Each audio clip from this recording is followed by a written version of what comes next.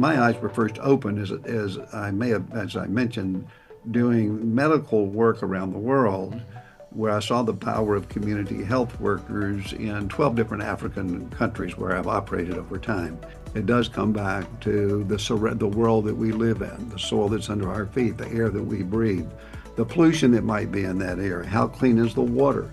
A lot of people don't know that the lack of access to clean water is probably the number one killer of kids under the age of 5 in the world, just access to clean water and the sanitation associated. So it takes this broader view of health if we really want to improve health outcomes.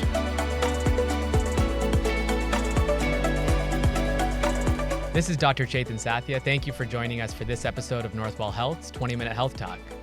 Today, I have a true inspirational colleague with us today, Senator Bill Frist. He is a prior cardiac surgeon and former U.S. Senate Majority Leader. Senator Frist, thank you for being with us today. Right, Chethan, great to be with you today. I've so admired all the work you've been doing through the years in public health, global health, across government. You know, you've had such an incredible career, and your journey started as a heart transplant surgeon. Started as a heart transplant surgeon, never thinking that I'd ultimately go to the United States Senate, and never sort of thinking that I would end up being so deeply embedded in the world of planetary health and human health in terms of conservation globally. So how did it happen? I mean, when you were a surgeon starting off your first year in practice, I mean, did you already have aspirations of doing something broader at the systems level, or were you just in it to be a surgeon to start?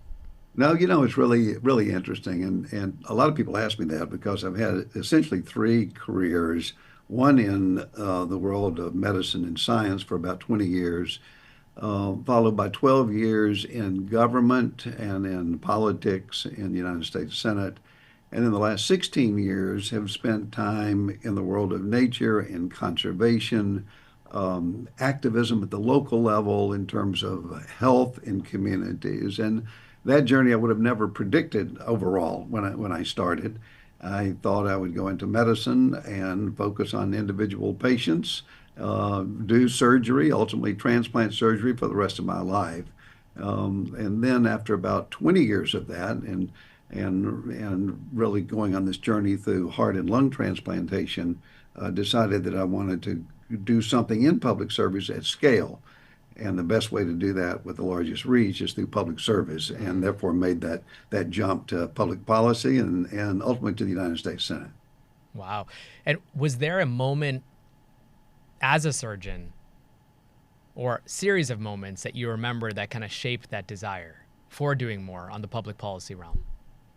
No, it's interesting. The era that I came through in the world of surgery, in medical school, I remember writing my first paper for the Journal of Clinical Investigation, and I was a 3rd-year student or 4th-year student, I think, at Harvard at the time. And that opened up the world to me of research, of curiosity, of looking at insurmountable or seemingly insurmountable problems or unknowns, and then systematically using science and evidence-based medicine and hypotheses, actually in the laboratory initially, to solve those problems. And then we applied that to the heart transplant world and pretty much made heart transplantation routine. Lung transplants had never been done, so solved that problem. Heart-lung transplants involved in. And then there wasn't one day, but then after we trained lots of other people to do lung transplants and heart transplants, I asked myself, what is the way to take that sort of healing one-on-one and discovery and curiosity to scale to bigger than one-on-one? One-on-one is where my heart is, where my focus is, where my whole journey began. And then when I asked myself, how do you take that to scale, and to big scale, to affect hundreds of people, thousands of people, tens of thousands of millions, and then millions and millions of people? The only way you can really do that is through public policy. But having never run for public office, never served in public office, it was a big jump, but it was a jump and a risk at the time I thought worth taking. and then got lucky a lot along the way and won my race for the United States Senate. And that's the beginning of the journey. And the journey was one I didn't even know for sure that I could really affect lots of people or influence a lot of people. But over that 12 years in government, was able to realize that. I'm not sure if things have shifted now, however, and what is the cause of, for example, the tremendous mistrust that we're all feeling right now across public health, the divisions that are occurring nationally when it comes to healthcare and public health, right? Things to me are feeling very siloed. And I know there are folks trying to break down those echo chambers, reach across the aisle, find common ground. I'm certainly interested in doing that as well, because I find there's a lot of people you meet. The majority of Americans I meet, I end up actually having agreement on most things, actually, once you start listening and having the conversation. But I do think that I see many folks in public health not actually listening, right? And what I mean by that is we're almost so entrenched into some of our own ideas that are we actually listening to someone else's viewpoint, even if we disagree, right? Is there some truth or some empathy that we need to have for someone else's viewpoint? I'm just wondering if you could comment on the current state of public health, why we're in what feels like a very divisive kind of system right now, and how we can maybe move forward when it comes to rebuilding some of that trust. Like, where did we go wrong? Where did we go right?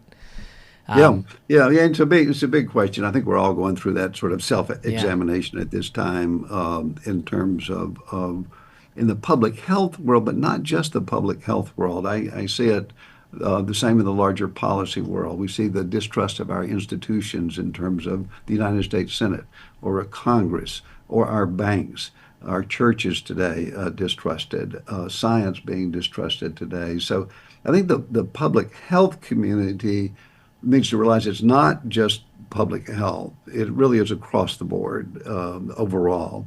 It is fed in part by media. It's fed in part by the speed, the rapidity with which information is put forward, and the type of information which obviously is what we classify generally as misinformation. And we haven't quite figured out how to get the checks and balances. The curation that was done with 3 television channels and a 6 o'clock newscast is clearly not the way to do it, although historically it has been done. And now it is primarily people get their information through social media, and there are no constraints on social media, not that there should be because there's freedom of speech coming in, but we haven't quite figured out who those trusted sources are. I always encourage people to go back to whatever their profession is or whatever their career is and ask themselves, based on their own experiences, who do they trust? And allow that person to help curate some of the information that is coming through with them. It takes you back to another problem we have today, and a lack of connectivity. People have this social isolation today, and they're into their devices so much that they lack that touch, which in medicine we still have because we still see patients and operate on patients and touch them. But a lot of the other outside of medical world, they just don't have that intimacy, that closeness, that personal aspect of worlds opening up within a 1 or 2 minute conversation. They don't have that advantage. I think that does put a real responsibility back on the health sector broadly, not just the public health sector, because we have had that privilege of communication, of not necessarily agreeing with anybody, but objectively being able to listen. And then if you're a leader, hopefully be able to take those common points and align people around the common points, minimize the negative or where the disagreement is, and then coming together. And then that comes into leadership itself, and the importance of not giving up on leadership. So I think if you start with, yes, listening is important. It doesn't mean you have to agree, but the listening, and then alignment coming in with the positive, and then the reinforcement around alignment with a certain amount of leadership. And with leadership, you need followers and leadership. That I'm pretty hopeful where we are today. And coming back to your question about public health, it comes back to science. What does the science really say? Who can we trust on this science? What kind of studies? What is the evidence today? Where are our biases from the past? Let's confront those. Let's talk about those, and then let's put those to the side. So I'm not nearly, I personally am not nearly as negative as we look ahead, because I see this pathway, this keyhole through which we can pass and be on the other side and really recognize that the public health model is a good model, that it's based on science, is based on data, and that it is our obligation, our responsibility, not just opportunity, but a responsibility to communicate and implement that. That's amazing. That optimism is something we certainly need. I think across the country, and I agree. I mean, when you go out there and have those conversations with folks, which you do all the time, I think that's where you really learn that there are reasons to be optimistic, right? Because the divisions don't feel that wide. You probably have. Yeah, I learned, a lot about the optimism when I was in the United States Senate. In medicine, you're seeing it all coming in. And when I took the job and went to the United States Senate, there were big problems out there that were seemingly insurmountable and that had a lot of negative stigma around it, who did have a huge element of demonization and politicization and polarization around it, and that was HIV/AIDS. And everybody said it could not be addressed globally successfully. And I saw through a lot of personal experience of using a lot of the tools that we've talked about today that are in part of medicine and part of nursing and part of ancillary health, using those basic tools of alignment, pulling people together, and then all of a sudden these seemingly insurmountable problems like global HIV/AIDS can be addressed, even if they start in a very politicized, polarized way. Tell us a little bit about the PEPFAR story. I mean, such an incredible kind of achievement. Yeah, well, it is interesting, and now it's been 25 years, 27 years, 26 years since we started it. But at the time in the 1990s, first of all, I went to the United States Senate in 1994, really started in 1995, and then went through about 2007. 6 years with President Clinton, 6 years with President Bush. In those days, and a lot of our listeners aren't, it was a long time ago. In those days, HIV/AIDS was killing about 3 million people a year. About 26, 27 million people had HIV/AIDS at any point in time, and people would be, it was a deadly fatal disease, and people would die, but there'd be new cases. So 25, 27 million people every year, 3 million people dying. At the same time, about 2 million people were dying of tuberculosis a year, about a million from malaria. Here in the United States in the late 1990s, we had begun in 1990s, through the 1990s, through Ryan White and other acts had begun to address it. But globally, where these 3 million people were dying, had not been addressed by our country. I was elected to the United States Senate, the only physician in the United States Senate. The last one was elected in 1928 when I went there. Even though it was medicine's 20% of our economy, there was nobody in the United States Senate who had ever taken care of a patient until I got there.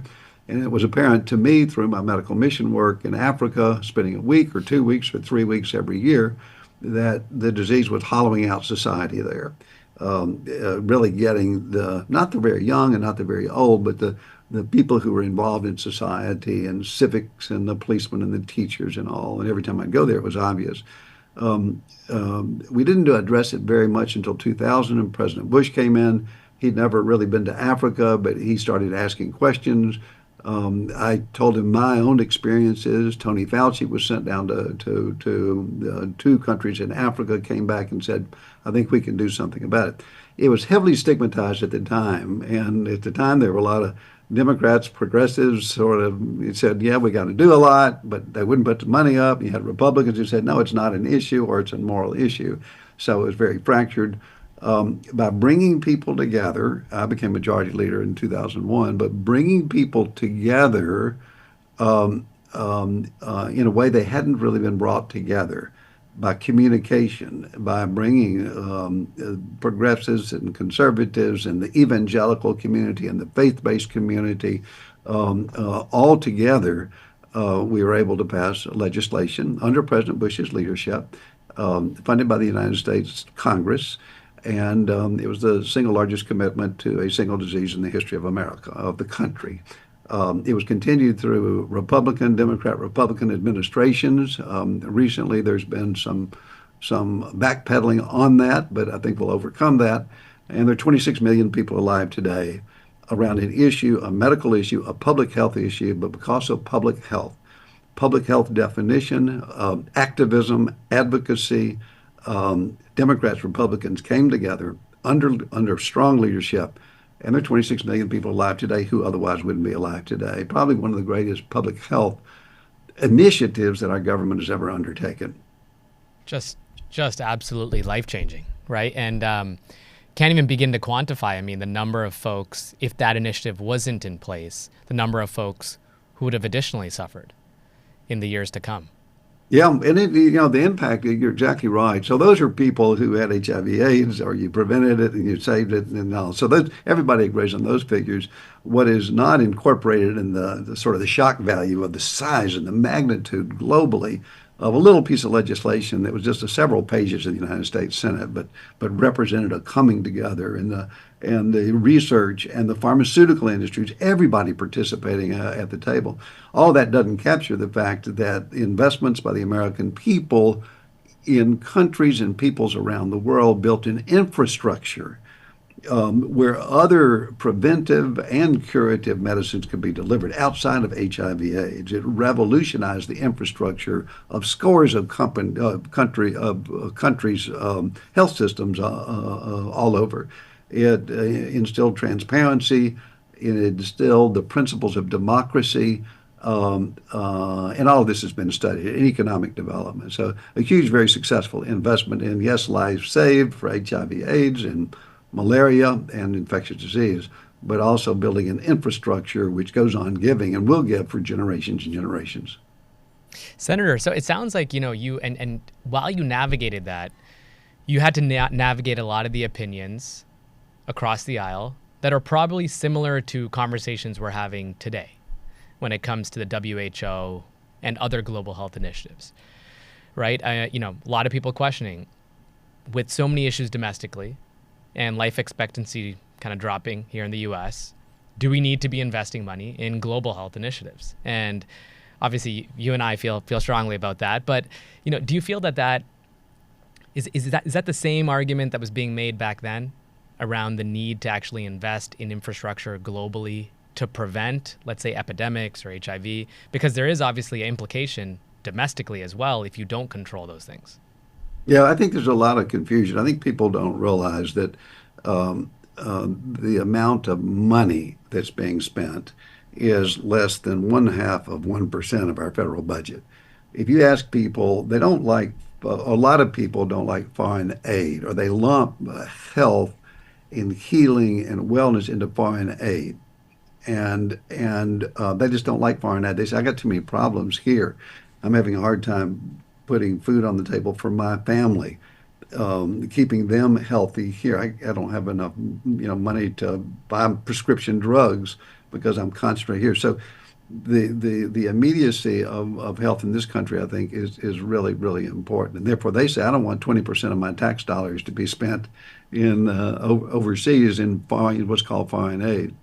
If it's reframed to the standpoint that you have to be born in America, and America has health and access to health care for most people in this country, and our well-being and our standard of living, but you just as well could have been born in South Sudan, and then put that face on somebody there, and then you can basically say that will you give 1 cent out of every $2 to help that person, literally give them life. A person just like you happen to be born here. A half a cent out of a dollar or a penny out of every $2. Of course I would. Yeah. Of course I would. So much of it is the framing itself. I mean, thank you for quantifying that. Yeah, there's tremendous confusion about that, and I think that comes from the big headlines and the lack of nuance in the conversation. So this is super informative.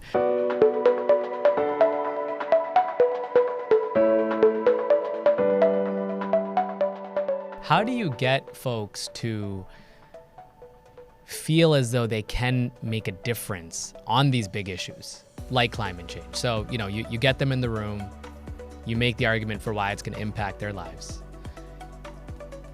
How do you then take that energy and make them feel like it's not an insurmountable issue that they... That's the neat, that's the neat thing about it.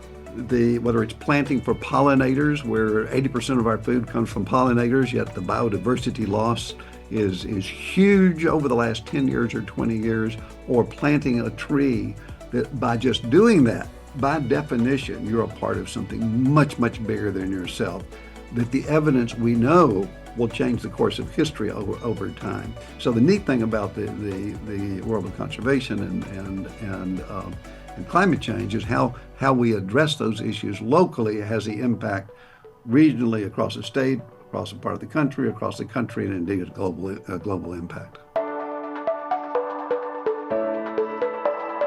So I know a big area of interest for you has been rural health. I live on a farm, and I have a farm that's in the junction of Southwest Virginia, and West Virginia.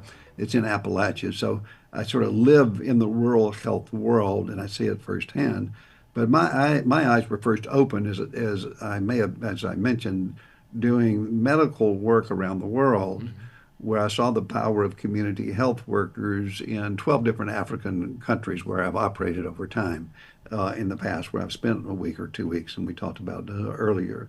And it saw to me that it's not all heart surgery and big hospitals and big CAT scans and MRI centers and proton beam therapy and all, that a lot of health and healthcare comes back to community health workers who can deliver care. It does come back that, yes, health and healthcare, 30% is genetics, we know, but equally importantly to that is how we behave, what our behaviors are. And that does come down to whether we smoke and what the types of food we eat. And then another 20 or 30% is the socioeconomic itself, where we are born, what is our zip code, and we have to be able to address that. And then where our environment is, and that of overall health and outcomes of health, only about 15-20% comes to who your doctor is, who the heart transplant surgeon is, who the nurse is, where's the doctor, do I have insurance? So I think it's this broader view of health that I think is very critical if we want to improve health outcomes, if we want to improve infant mortality or how long somebody lives or quality of life. It's not just do they have insurance or just do they have access to a doctor or to even a medicine itself. It does come back to the world that we live in, the soil that's under our feet, the air that we breathe, the pollution that might be in that air. How clean is the water? A lot of people don't know that the lack of access to clean water is probably the number one killer of kids under the age of 5 in the world, just access to clean water and the sanitation associated. So it takes this broader view of health if we really want to improve health outcomes, and that is the basic measures of things like infant mortality and survival. And that broader view of health, just what you're saying really resonates, I think, because you can't look at things individually, right? I mean, there's some sort of intersection. And I think to really understand how these things impact an individual, you have to look at that holistic kind of picture. And I love the community health worker initiatives, because that's where it comes down to trust. Right? I mean, a lot of these communities trust those folks. They're from the community. They're credible messengers as well, and that's a big part of behavior change. And that's where your question about rural health is so important. So rural health, it's not like urban health or community health. Rural health, we talk about it as if it's like one thing, and it's not one thing, but it is a magnitude that's large of about 60 million people. It depends on how you define rural health, but if you look sort of at the federal and definitions, it's about 60 million people.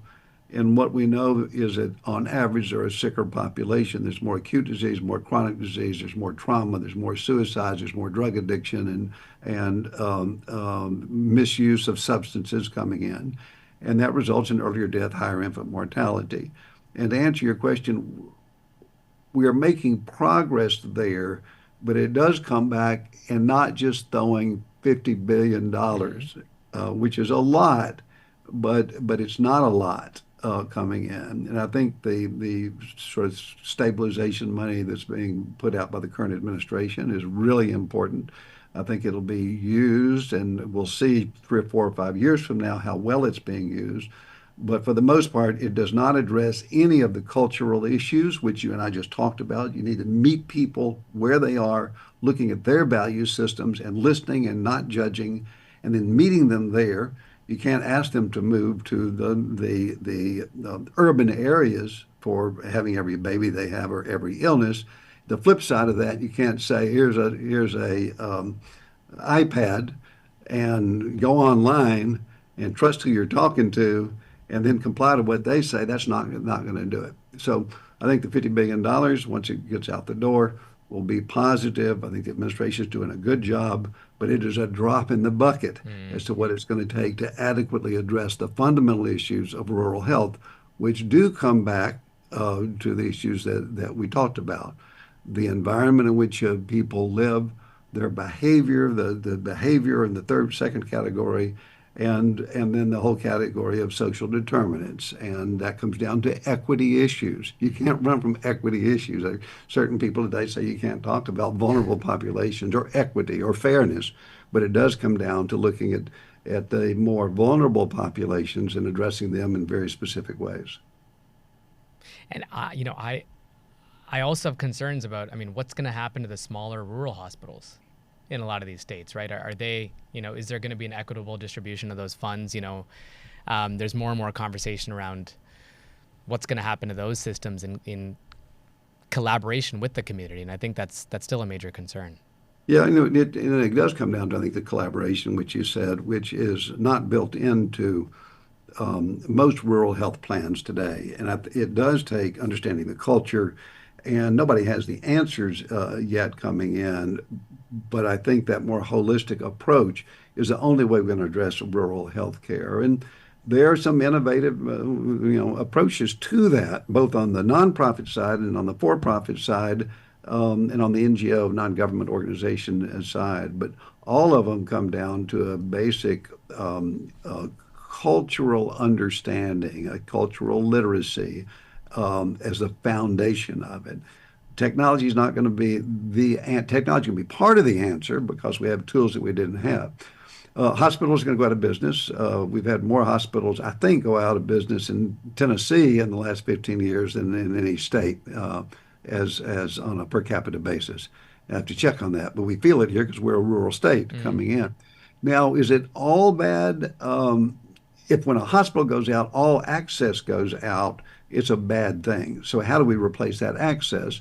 And we know today you don't necessarily need a $25 million facility with 6 hospital beds, with a doctor sitting there waiting. That's not the model today, but we do need to be able to have hybrid models coming in where you can reach people who understand your culture, and you can use technology to connect you to the tertiary care center who might be 3 to 4 hours away, or to the neurologist that might be 6 counties away, or the psychiatrists that just are not in rural areas. And that there's a role for technology, but until we come in and address people where they are, no amount of money is going to be able to solve it. Well said, well said. And you're also, a lot of your efforts are focused on Tennessee itself, correct? Sorry. Not just Tennessee, sorry. A lot of your efforts are focused on Nashville locally. Yeah.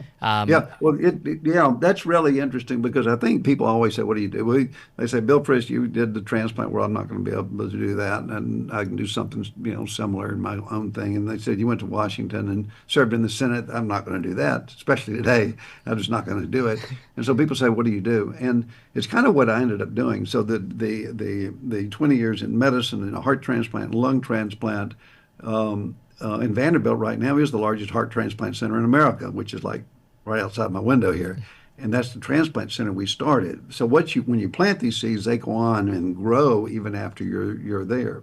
But what I did after I left the 20 years in medicine and 12 years in government, came back and I said, I did start with Tennessee. I said, I'm going to focus on K through 12 education. Right now, there seems to be in civics, people don't know the history of this country. They don't know where we are today. They're not voting. They're not getting involved, or a minority of people are. So I wanted to come back and affect education. And we know the correlation between education and health outcomes. It's linear. And so I said, we got to figure that out. And so focused at a state level. and established a nonprofit called SCORE, State Collaborative on Reform of Education. And now it's in all 95 counties, focused on K through 12 education reform, focused on those people who otherwise would be left behind.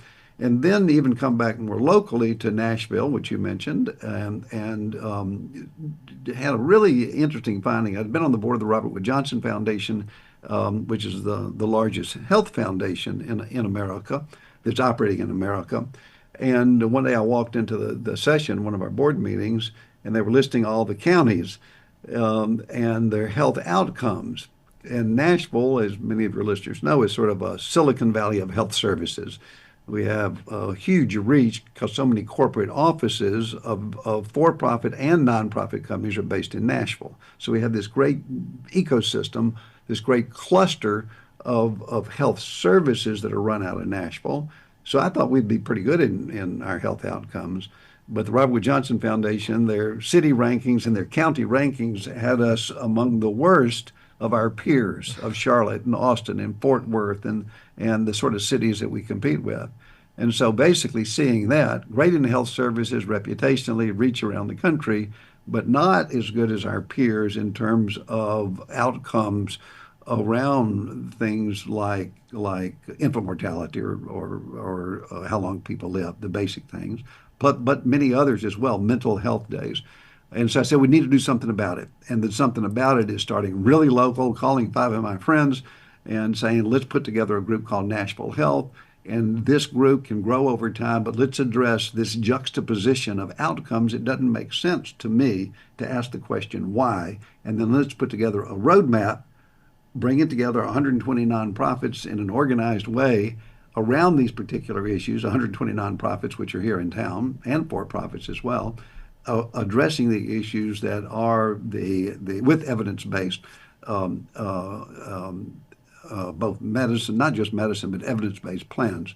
And it's been very successful to date. And that's the kind of thing that I think anybody can do. You don't have to be a heart surgeon, you don't have to be a United States Senator to do. It is getting involved with organizations that are focusing on real issues that are human issues built around not just health care, but true health, people's real lives and their well-being, even broader lives than just healthcare or just healthcare services themselves.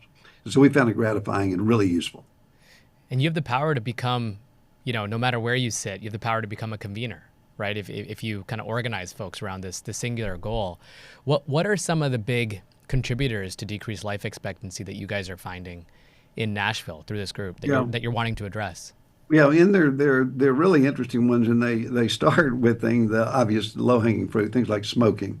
Why in Nashville are people, it's not just tourism, where Nashville's a hotbed for tourism, which we of course love, but why do people in Nashville have a culture that leans more towards smoking, which, as all your listeners know, is what drives stroke and drives vascular disease and drives heart attacks and mortality, influences cancer significantly. Just asking that simple question. So what we did, we asked the questions, we looked at evidence-based sort of what really drives that, and then we collaborate, we bring the 12 nonprofits who touch on smoking in some way into a room and basically go around the room. What are you doing? What are you doing?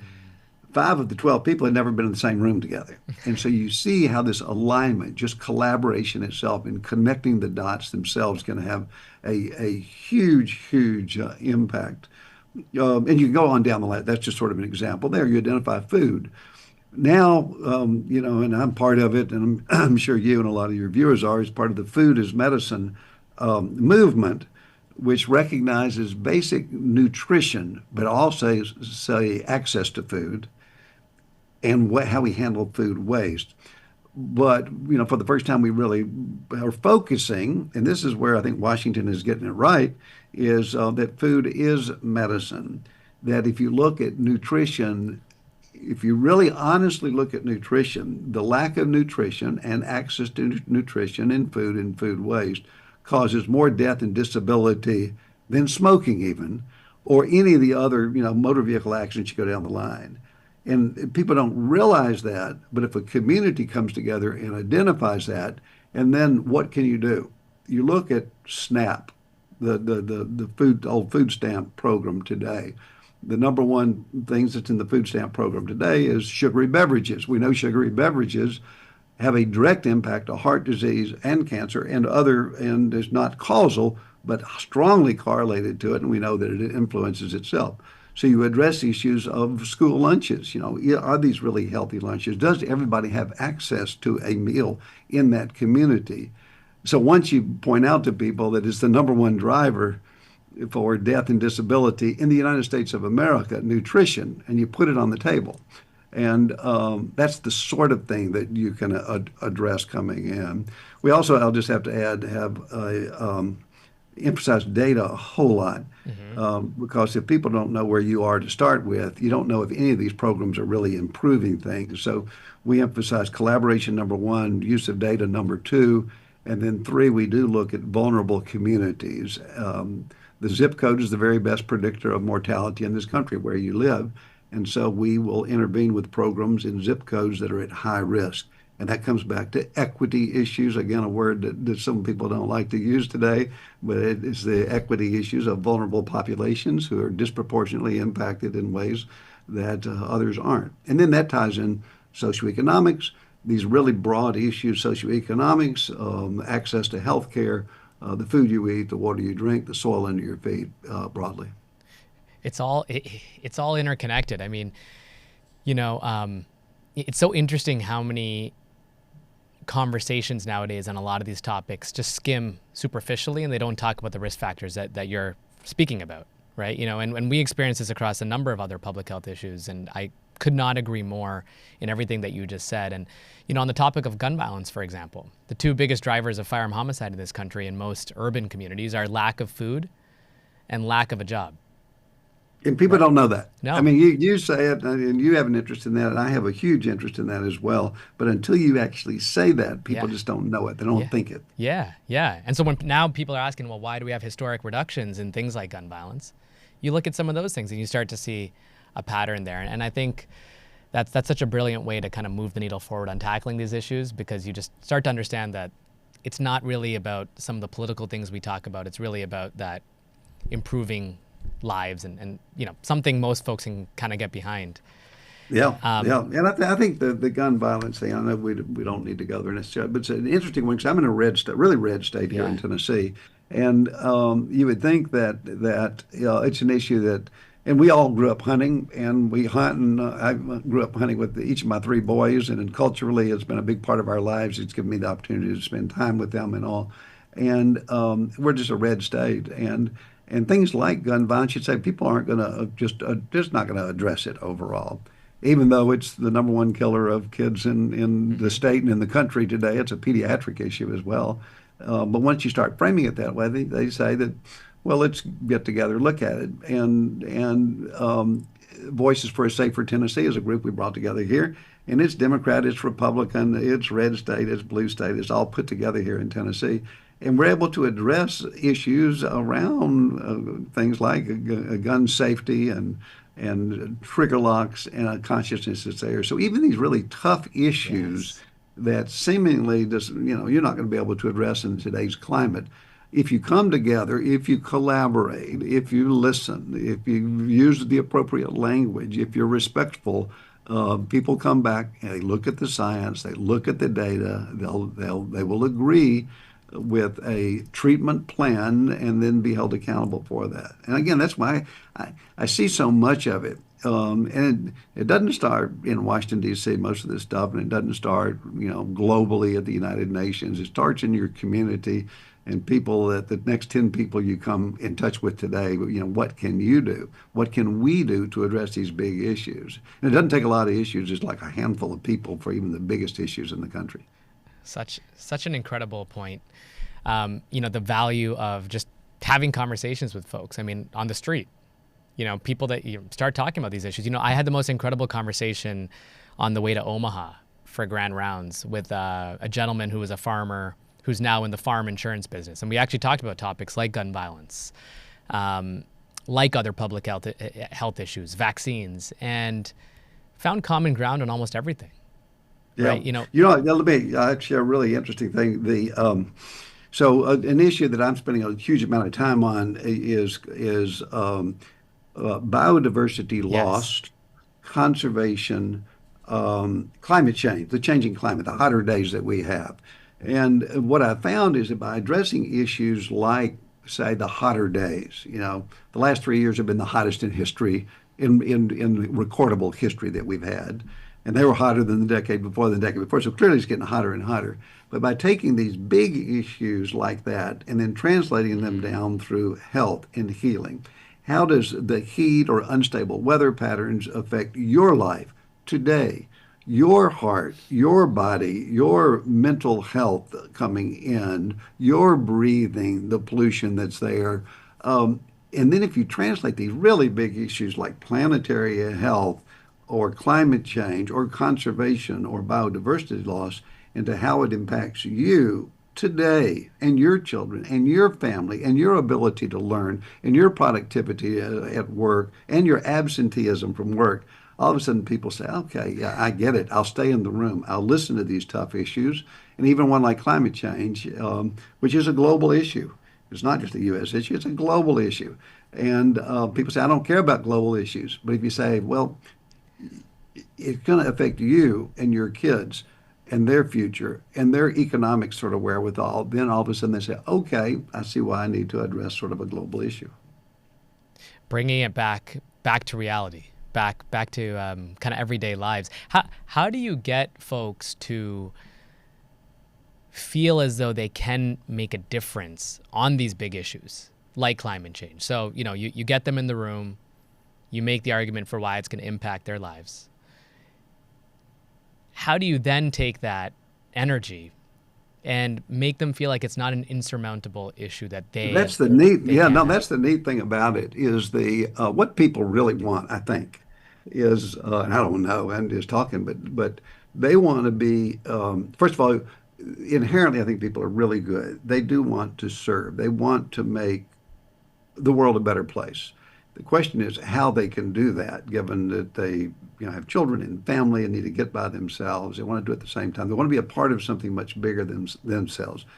The neat thing about things like biodiversity loss, species loss, conservation, is that it gets translated down to human health and impacting you today. That's just the fact. It's just what it is. So I have to say that a lot and walk people through it, but that takes 5 or 10 minutes. And then people will stay in the room. And then the next question, well, what do I do? And you don't have to do a lot. What we know today that we didn't know before, that trees are medicine. We talked about food as medicine. Trees literally are medicine through a study done in Louisville called the Green Heart. The Nature Conservancy, which I spend time with, helped fund it. NIH, it's an NIH study. And it proved by planting 8,000 trees in one neighborhood and the neighborhood next to it, that where you planted those trees, like planting a tree, we're coming back to what somebody can do, planting those trees in that population, they had a 10 to 15% fall in their C-reactive protein, which your listeners know what that is. It's the measure that of inflammation in the body that causes or is highly associated to heart disease and lung disease and cancer and the like. So we know trees is medicine. So all of a sudden, by looking in your own yard, and it might be where you live if you have a yard, it might be your local park, whether it's planting for pollinators, where 80% of our food comes from pollinators, yet the biodiversity loss is huge over the last 10 years or 20 years, or planting a tree, that by just doing that, by definition, you're a part of something much, much bigger than yourself, that the evidence we know will change the course of history over time. So the neat thing about the world of conservation and climate change is how we address those issues locally has the impact regionally across the state, across a part of the country, and indeed a global impact. Fascinating. Yeah, there's always a way to tie it back to the individual efforts, and that's what's made our society great and Yeah. always forward moving. So, Senator Frist, I know we're almost at time. Briefly, because we could spend a whole podcast talking about the venture work you do. You do incredible work across health tech investments and investing in other startups and so on. I just wanted a brief comment on kind of the thesis around your investment philosophies. And you've supported some incredible companies around value-based care and integrated care.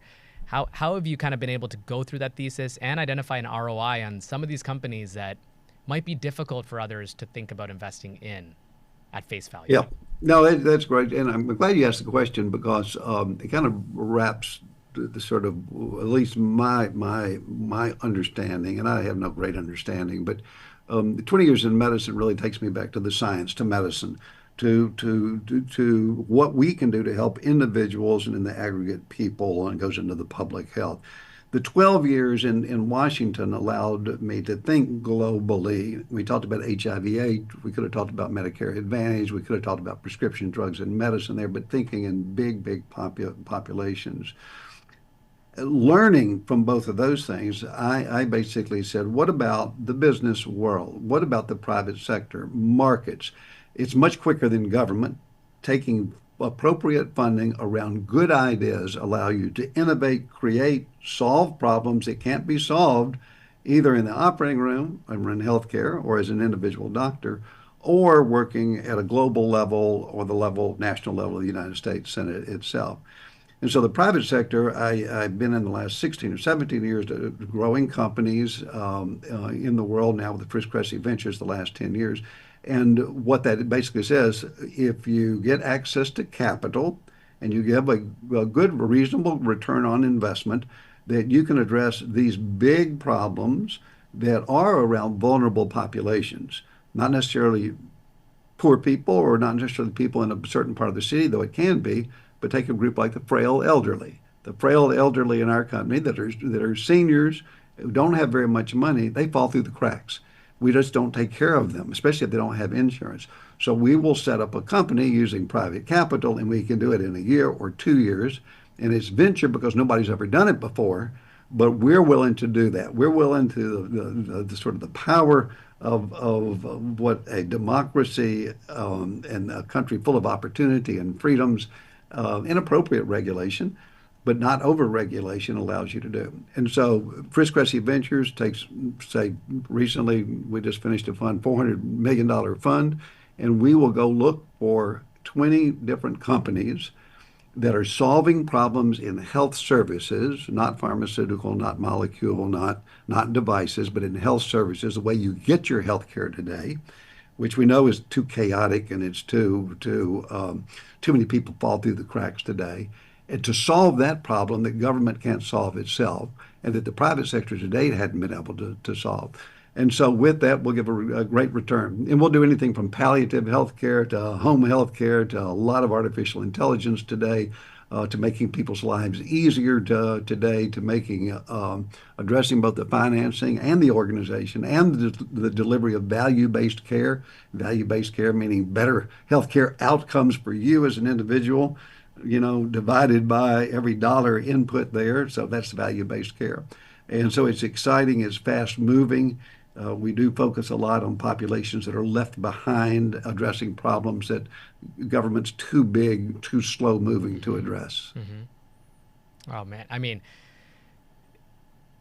it's incredible to kind of focus on those issues while still being able to have that thesis for how to actually get an ROI. And I think, those are the areas that are actually going to move the needle forward on improving life expectancy in this country and saving lives. So, Senator, thank you for all the work you've done and continue to do. It's really incredible to hear about your journey. And we're super thankful to have people like you in this world trying to make it a better place. Thank you so much, and great to be with you today. You too. Thank you.